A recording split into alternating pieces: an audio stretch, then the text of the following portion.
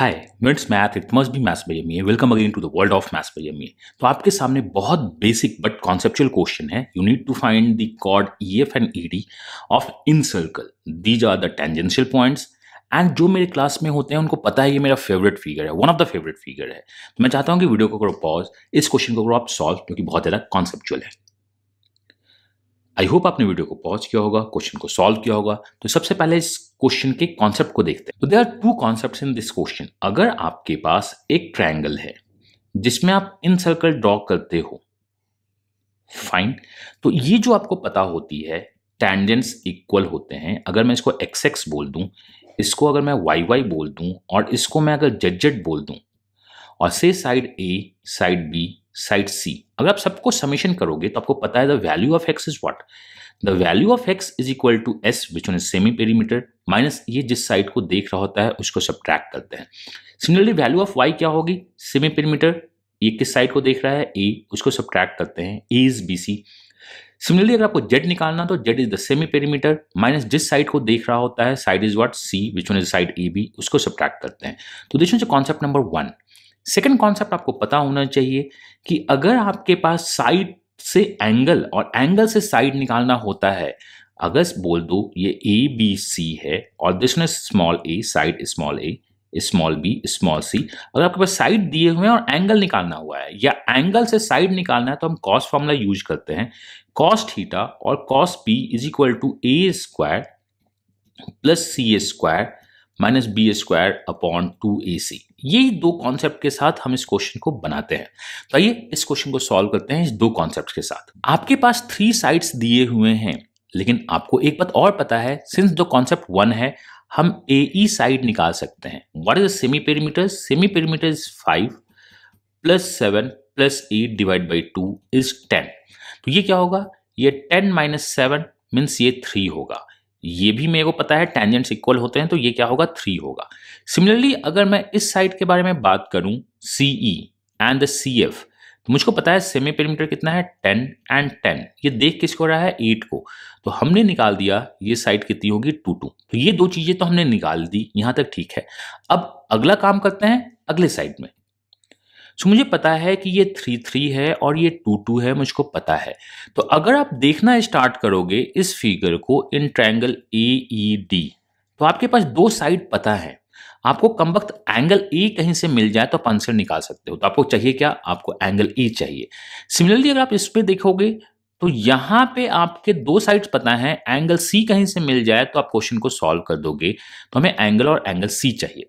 Angle A निकालने के लिए मैं cos A का फॉर्मूला यूज करूंगा। What is cos A? cos A is equal to this square plus this square, that is 25 plus 64 minus this square is 49 into 2 into 5 into 8। तो ये अगर आप इसको ऐड कर दोगे तो this one is 989, that is 40 out of 80 is 1/2.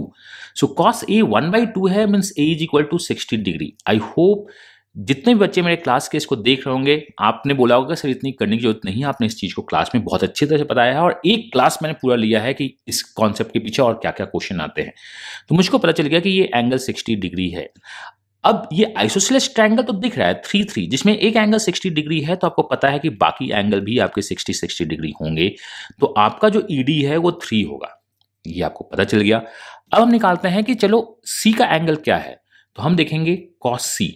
cos C इस square plus इस स्क्वायर पे जाएगा, विच वन इज 25 प्लस 49 माइनस 64 होगा, this one is 64 upon 2 into 5 into 7, this one is cos C।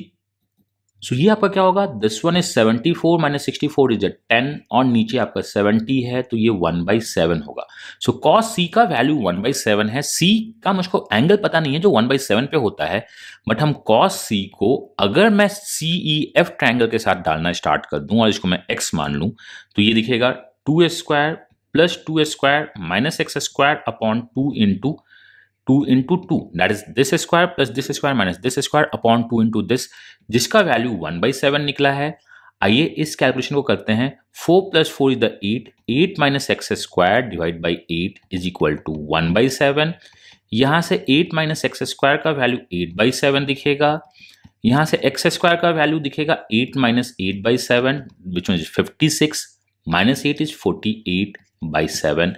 तो अगर मैं इस कैलकुलेशन को सॉल्व करूं तो जो x मेरा आएगा वो √48 डिवाइड बाई 7 होगा विच one is 4√3/7 is the answer of this question. तो हमारे दो आंसर्स हमारे पास आ गए। पहला आंसर क्या है 3 और दूसरा आंसर क्या है 4√3/7। माई मिस्टेक, वो रूट पूरे में होगा and this one is the answer of this question. तो ये बेसिक कॉन्सेप्ट्स हैं। I hope you learn how to find the chord of the an circle. सबसे पहले आपको कॉस फॉर्मूला यहां लगाना होगा, इस दोनों साइड को निकालना होगा, फिर से रिकॉस लगा देना होगा एंड क्वेश्चन सॉल्व कर देना होगा। तो this is one of the most conceptual question and इस टाइप से क्वेश्चन मैं बहुत जल्द बहुत सारे आपके लिए पोस्ट करूंगा। अगर आप क्वेश्चन को रियल टाइम में सॉल्व करना चाहते हो तो फेसबुक ग्रुप जिसका लिंक डिस्क्रिप्शन में दिया है उसको ज्वाइन कर लीजिए। टेलीग्राम चैनल का भी एक लिंक डिस्क्रिप्शन में दिया है, वहां ज्वाइन कर दीजिए। मैं टेलीग्राम चैनल पे कुछ लिंक पोस्ट कर दूंगा कि एसएससी के बच्चे किस ओपन ग्रुप में जाएं, कैट के बच्चे कहां पे जाएं। आप वहां पे जाके क्वेश्चन को सॉल्व कर सकते हैं और अपना बेस्ट दे सकते हैं। तो मिलते हैं नेक्स्ट कॉन्सेप्चुअल वीडियो में बहुत जल्द। Myself Amiye, God bless you, happy learning and bye bye.